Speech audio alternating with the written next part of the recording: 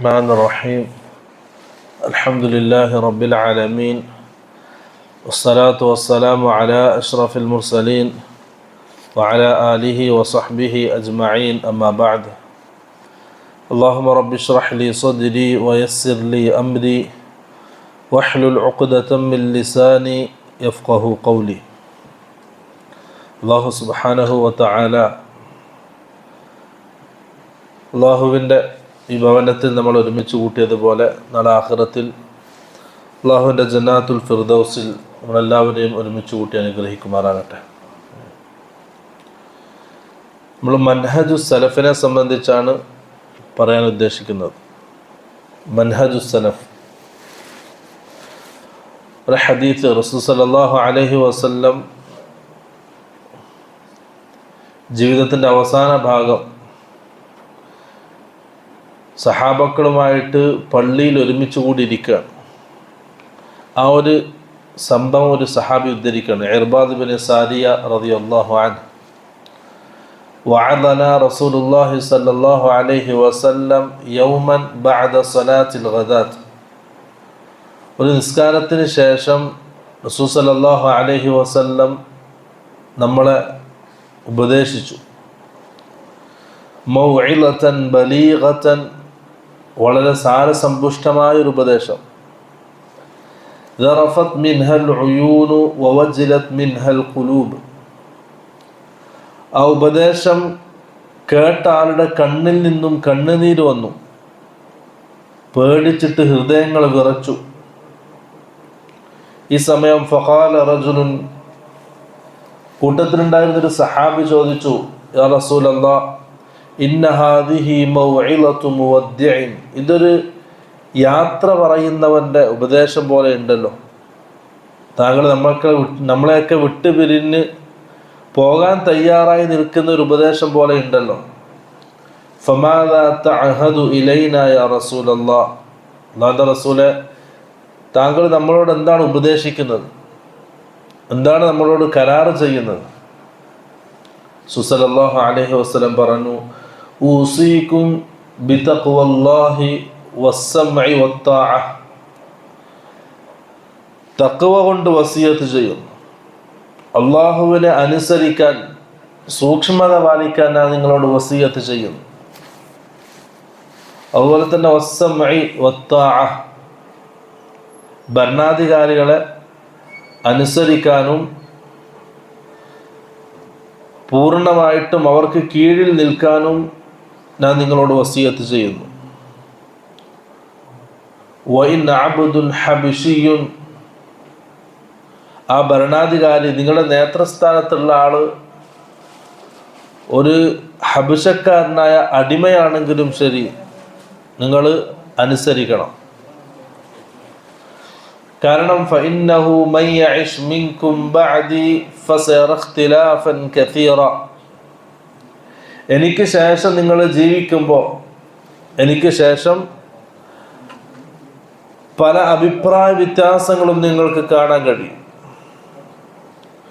വഇയ്യാകും വമുഹ്ദസാതിൽ ഉമൂർ, ആ സമയം, ആ ഒരു കാലം വന്നാൽ ഈ ഉമ്മത്ത് ഭിന്നിക്കുകയും പല അഭിപ്രായങ്ങൾ വരികയും ചെയ്യുന്ന ആ ഒരു സന്ദർഭം എത്തിയാൽ, വഇയ്യാകും വമുഹ്ദസാതിൽ ഉമൂർ, ദീനിൽ പുതുതായി കടത്തിക്കൂട്ടിയ കാര്യങ്ങളെ നിങ്ങൾ സൂക്ഷിക്കുക, ബിദ്അത്തുകളെ നിങ്ങൾ സൂക്ഷിക്കുക. കാരണം ഫഇന്നഹാ ളലാലത്തുൻ, ആ ബിദ്അത്തുകൾ, ദീനിൽ പുതുതായി കടത്തിക്കൂട്ടിയ കാര്യങ്ങൾ ളലാലത്താണ്, വഴിപിഴച്ചതാണ്. ഫമൻ അദ്റക ദാലിക മിൻകും ഫഅലൈക ബിസുന്നതി വസുന്നതിൽ ഖുലഫാഇർ റാഷിദീനൽ മഹ്ദിയീൻ. ആരെങ്കിലും അങ്ങനെ ബിദ്അത്തുകൾ നിറഞ്ഞൊരു കാലഘട്ടത്തിൽ ജീവിക്കുന്നുണ്ടെങ്കിൽ അവൻ ചെയ്യേണ്ടത് എൻ്റെ സുന്നത്തിനെ അവൻ മുറുകെ പിടിക്കുക. വസുന്നതിൽ ഖുലഫാഇർ റാഷിദീനൽ മഹ്ദിയീൻ, സന്മാർഗം സിദ്ധിച്ചവരായ എൻ്റെ സഹാബാക്കളുടെയും മാർഗം അവൻ മുറുകെ പിടിക്കുക. അദ്ദു അലൈഹാ ബിന്നവാജിദ്, അവൻ അണപ്പല്ലുകൊണ്ട് ആ സുന്നത്തുകളെ മുറുകെ പിടിക്കുക. അഥവാ സല്ലല്ലാഹു അലൈഹി വസല്ലം ഈ ഹദീസിലൂടെ ഉമ്മത്തിനെ പഠിപ്പിക്കുന്നത്, ഈ ഉമ്മത്ത് അഭിപ്രായ വ്യത്യാസത്തിലായ ബിദ്അത്തുകൾ കടന്നുകൂടിയാൽ ഒരു മുഅ്മിൻ സ്വീകരിക്കേണ്ട നിലപാട് റസൂൽ സല്ലല്ലാഹു അലൈഹി വസല്ലമയുടെ സുന്നത്തിനെ മുറുകെ പിടിക്കുക, സഹാബാക്കളുടെ സുന്നത്തിനെ മുറുകെ പിടിക്കുക. ഈ ഉമ്മത്ത് ഭിന്നിക്കും, പല അഭിപ്രായങ്ങളിലായിട്ട് ഈ ഉമ്മത്ത് ഭിന്നിക്കുമെന്ന് റസൂൽ സല്ലല്ലാഹു അലൈഹി വസല്ലം സഹീഹായ ഹദീസിലൂടെ നമ്മളെ പഠിപ്പിച്ച കാര്യമാണ്.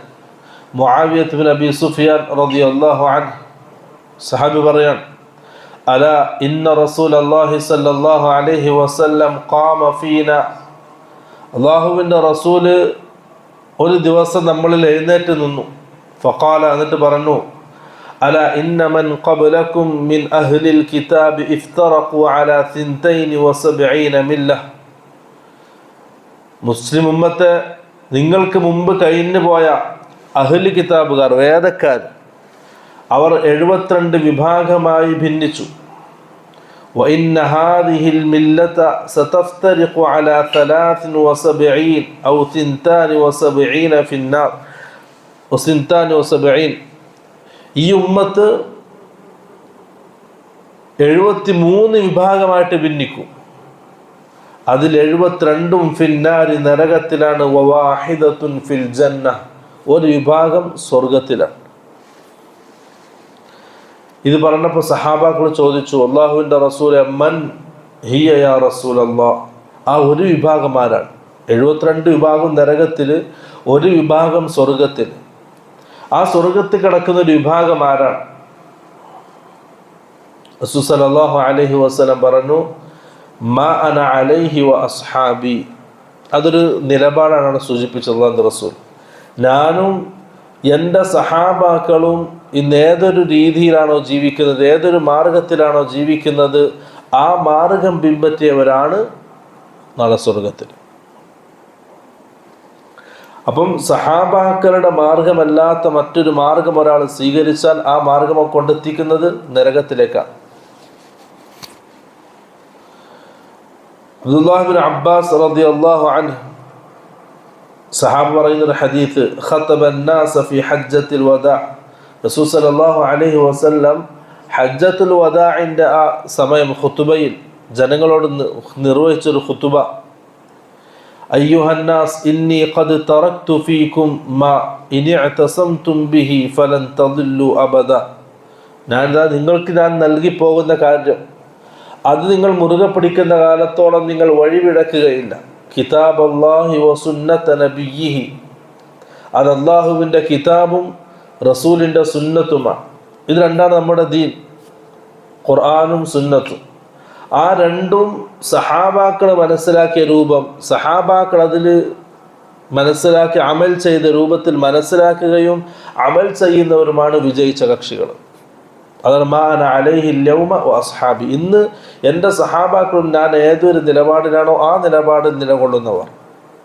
ഖുർആന്, സുന്നത്ത്, ഇത് രണ്ടും സഹാബാക്കൾ എങ്ങനെ മനസ്സിലാക്കിയോ ആ രീതിയിൽ മനസ്സിലാക്കുക. സഹാബാക്കൾ എങ്ങനെ അമൽ ചെയ്തോ ആ രീതിയിൽ അമൽ ചെയ്യുക. അതാണ് മൻഹജു സലഫ്, സലഫുകളുടെ മാർഗം. ഖുർആനിൽ അല്ലാഹു സുബ്ഹാനഹു വ തആല സൂചിപ്പിക്കുകയാണ്, വമൻ യുശാഖിഖിർ റസൂല മിൻ ബഅദി മാ തബയ്യന ലഹുൽ ഹുദാ, സന്മാർഗം എന്തെന്ന് മനസ്സിലായതിനു ശേഷം അതായത് റസൂലിനോട് തർക്കിക്കുന്നവർ. അത് മാത്രമല്ല, വയത്തബി ഗൈറ സബീലിൽ മുഅ്മിനീൻ, മുഅ്മിനീങ്ങളുടേതല്ലാത്ത മാർഗം പിൻപറ്റുന്നവരും. അല്ലാഹുവിനെ സംബന്ധിച്ച് എന്താ പറഞ്ഞത്? നുവല്ലിഹി മാ തവല്ല, മുഅ്മിനീങ്ങളുടേതല്ലാത്ത മാർഗം സ്വീകരിച്ചവരെ അവർ പോകുന്നിടത്തേക്ക് നാം വിടും. വനുസ്ലീഹി ജഹന്നം, അവസാനം അവരെ നാം നരകത്തിലിട്ട് കരിക്കും. അവിടെ മുഅ്മിനീങ്ങൾ എന്നുകൊണ്ട് ഉദ്ദേശം ആരാണ്? സഹാബാക്കളാണ്. ഇപ്പോൾ സഹാബാക്കളുടേതല്ലാത്ത മാർഗം പിൻപറ്റിയവർ. അപ്പോൾ ഖുർആൻ നമ്മുടെ ദലീലാണ്, നമ്മുടെ ദീനാണ്. സുന്നത്ത് നമ്മുടെ ദീനാണ്. രണ്ടും വഹ്യാണ്. ആ രണ്ടും നാം എങ്ങനെ മനസ്സിലാക്കണം?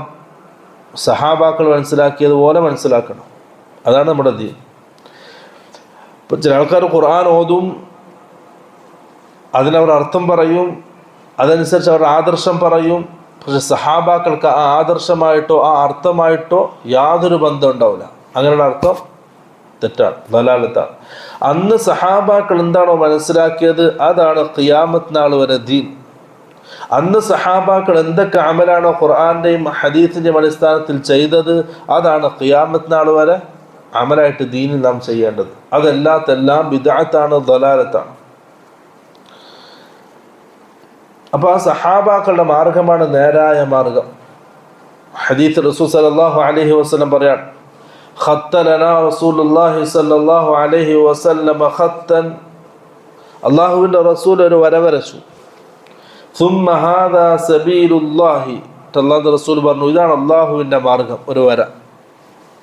സുമ്മ ഖത്ത ഖുതൂതൻ അൻ യമീനിഹി വഅൻ ശിമാലിഹി,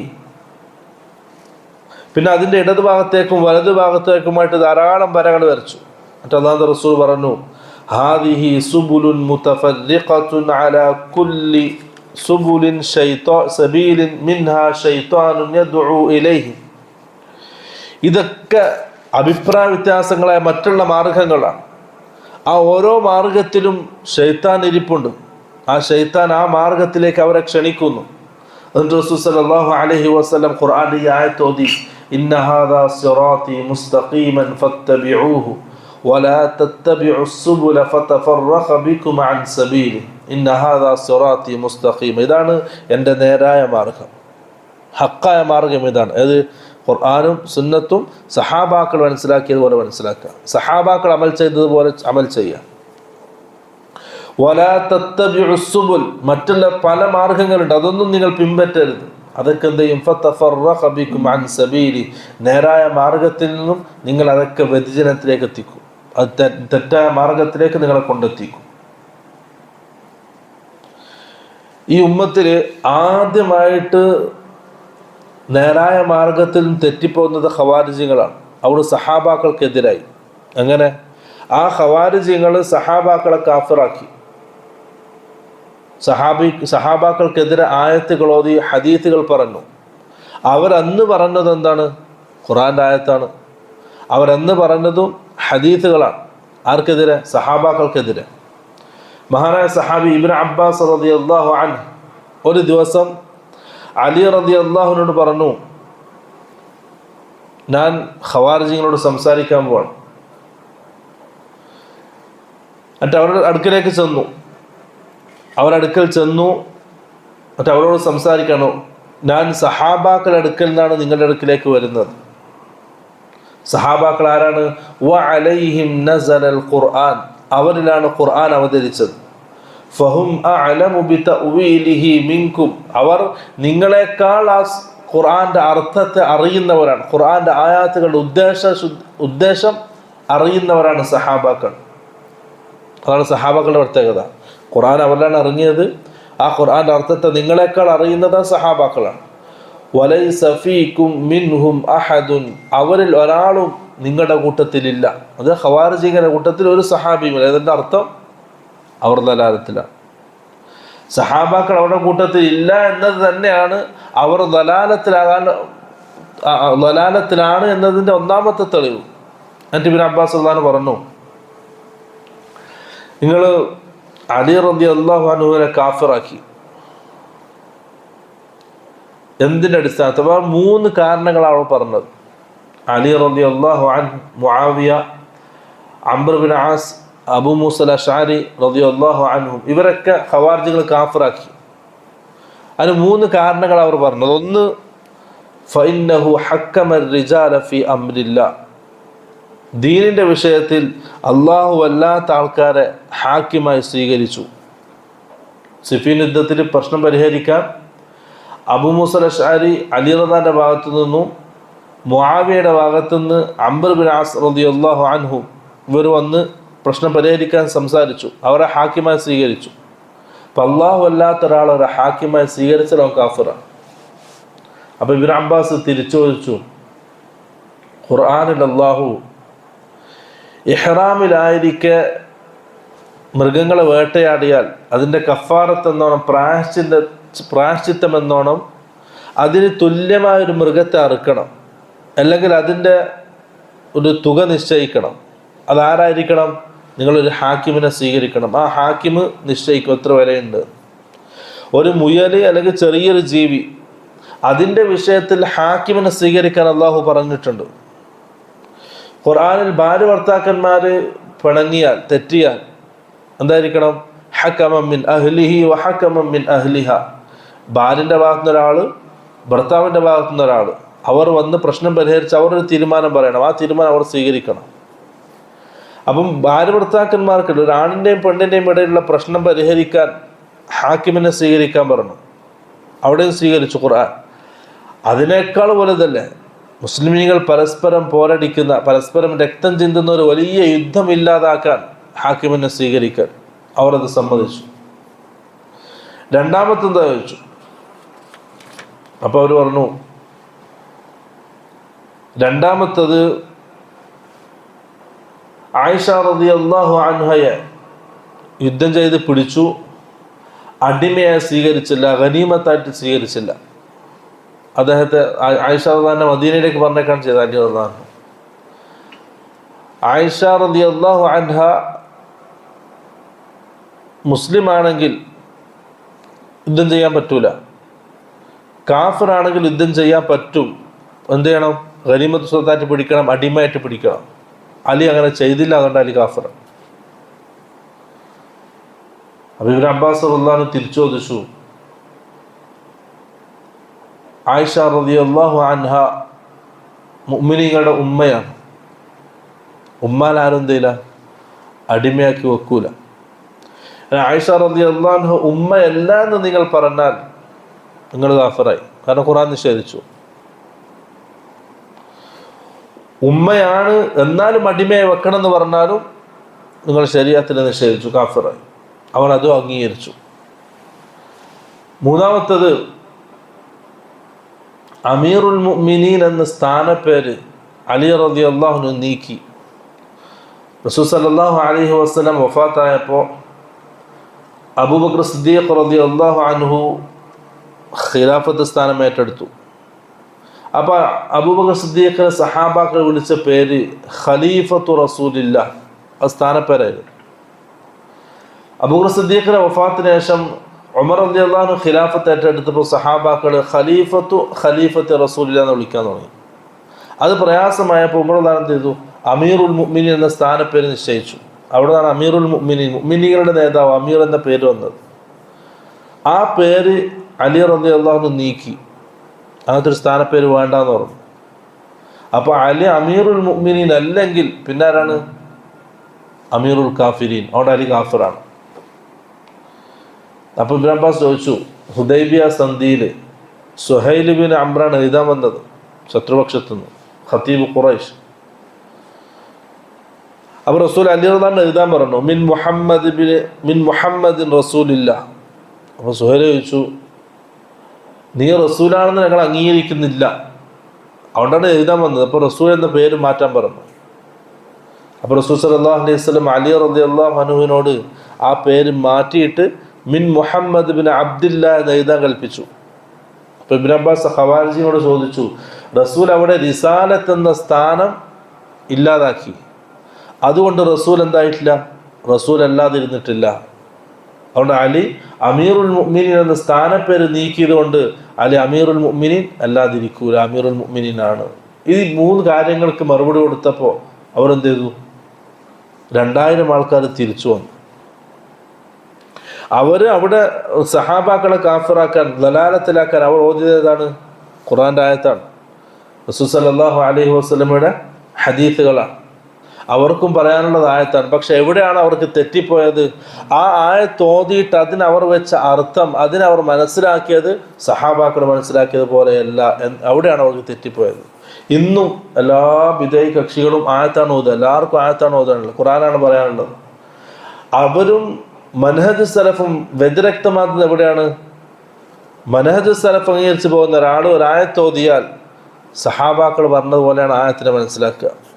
ഒരു ഹദീത്ത് പറഞ്ഞാൽ സഹാബാക്കൾ പറഞ്ഞതുപോലെയാണ് ആ ഹദീത്തിനെ മനസ്സിലാക്കുക.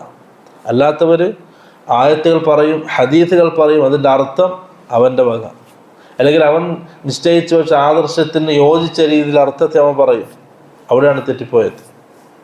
അപ്പോൾ നമ്മുടെ ആദർശം എന്നുള്ളത് ഖുർആനും സുന്നത്തും, അത് രണ്ടും സഹാബാക്കൾ ഏത് രീതിയിലാണോ മനസ്സിലാക്കിയത് ആ രീതിയിൽ മനസ്സിലാക്കുന്നതിനാണ്, അത് ജീവിതത്തിൽ പ്രാവർത്തികമാക്കുന്നതിനാണ്, അത് നമ്മുടെ ആദർശമായി കൊണ്ടുവരുന്നതിനാണ്, നമ്മുടെ ഇബാദാത്തുകളിൽ കൊണ്ടുവരുന്നതിനാണ് സലഫി മൻഹജ് എന്ന് പറയുക.